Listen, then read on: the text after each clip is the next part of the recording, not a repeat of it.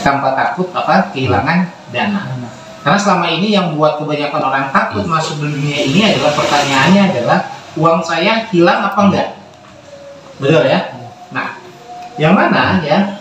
Oke, di sini di Alifbot apa yang kita kedepankan di paling utamakan keamanan dan kenyamanan.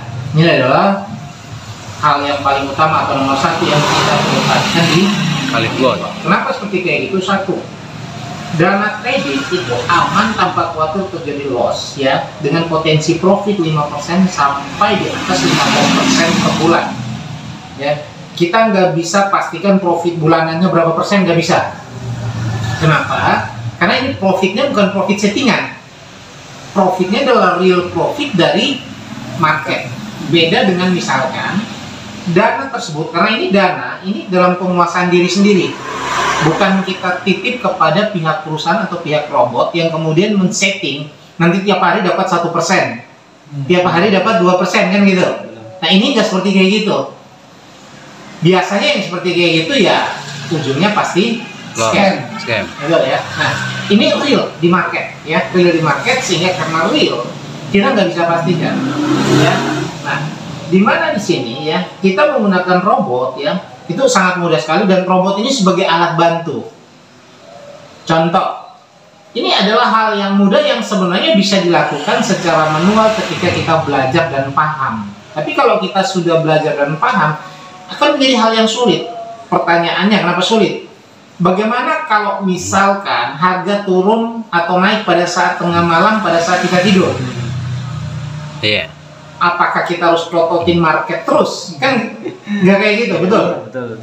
Nah, fungsi daripada kita menggunakan alat bantu, mengapa dia akan mudah dan mempermudahkan kita adalah ketika kita setting, setelah dia menjual pada saat naik, kita nggak tahu nih, dalam posisi kita nggak pegang handphone, dia akan membeli ulang lagi.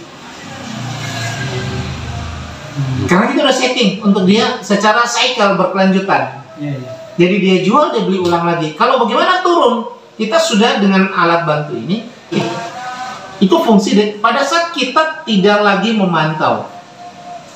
Nah, di mana konsep ini tidak mengharuskan kita belajar menjadi seorang trader profesional.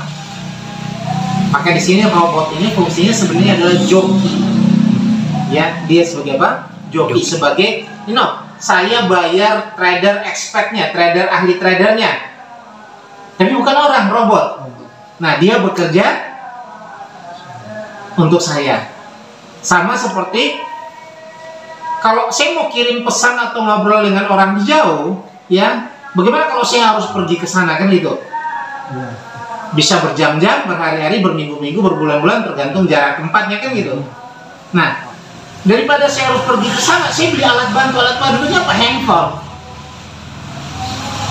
Tapi dengan beli handphone kan saya belum bisa bicara. Saya harus isi apa? Saya harus isi pulsa. Baru saya bisa bicara. Pulsa habis, saya harus isi lagi. Dia memberi manfaat, tapi saya harus isi sesuatu. Nah, sama juga dengan robot. Oke, bisa dipahami ya. Nah, di mana ya? Oke, tentang kripto, ilmu kripto panjang nggak? Panjang. Lama. Nanti ditanya kripto itu apa? Waduh, rumusannya seperti apa, kan itu, bahan dasarnya seperti apa, pengolahannya seperti apa, lama. Maka kita cukup kasih tahu intisari aja. Karena kita adalah bermainnya di Binance, kita kasih tahu intisari daripada apa? Binance. Itu pun kilasan aja. Nah, di mana Binance ini adalah market exchange kripto terbesar dan terpercaya nomor 1 di dunia. Terbesar dan terpercaya nomor 1 di dunia. Nah, sebagai market exchange, bukan broker. Ya, sebagai market exchange, Binance ini, ya, posisi Binance ini kurang lebih, ada kata kurang lebih ya, kurang lebih bisa disamakan. Kenapa kita pakai bahasa kata kurang lebih? Supaya tujuannya orang, wah, tapi orang nggak bisa menyangga kita, loh saya bilang kurang lebih kok. Kan itu, kan teman-teman akan ketemu dengan orang-orang yang kadang mungkin yang kritis kan gitu. Oh nggak bisa, ya loh, saya kan bilang kurang lebih, jadi kalau salah ya saya kurang gitu.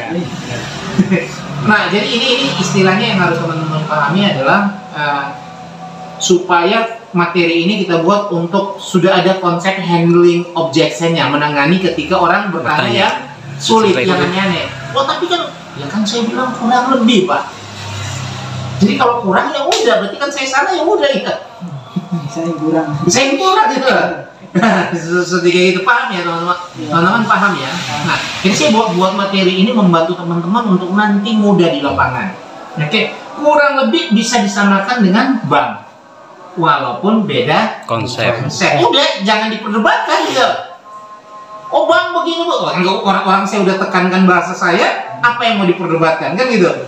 Oke ya, bisa dipahami ya sampai sini ya. Nah, bank kita kasih penjelasan ini kan intisari aja. Bank ya, uang fiat seperti rupiah, USD, yen, kan gitu ya. Kita harus sepakat dulu dengan apa bahasa-bahasa atau kalimatnya orang bijak kan gitu ya, bahwa kalau kita mau merubah dunia kita harus mulai dengan merubah diri sendiri, benar nggak? Iya. Ya, kalau kita merubah diri kita sendiri, kita berhasil merubah diri kita sendiri, apa mindset kita, baru kita bisa merubah dunia.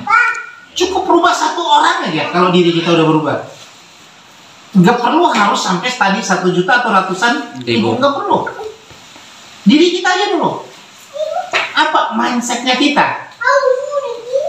Kenapa? Karena kalau mindset kita bisa rubah, maka akan muncul yang namanya keyakinan, kepercayaan diri. Kenapa ini penting mindset dan keyakinan diri ini? Karena ini menyangkut nanti semangat untuk menjual. Karena menjual itu adalah proses memindahkan apa yang kita yakini kepada orang lain. Ini intisari daripada menjual. Kalau kita mindset kita udah benar, kita udah yakin, menjual itu nggak susah. Karena ketika kita bicara ke orang ada spirit yang keluar asli dari diri sendiri ya. Kalau yang keluar daripada asli dari diri sendiri, gampang nggak mempengaruhi orang. Karena aura itu keluar gitu loh. Karena kita udah yakin ya. Tapi kalau selama kita belum yakin, nggak bisa. Wah, makanya kenapa kita harus mulai dari apa? Diri sendiri. Apa yang harus kita awalkan dari diri sendiri? Satu, kita harus paham 100%. Untuk yakinkan, kita udah yakin bahwa ini produk yang tidak menyakiti orang lain.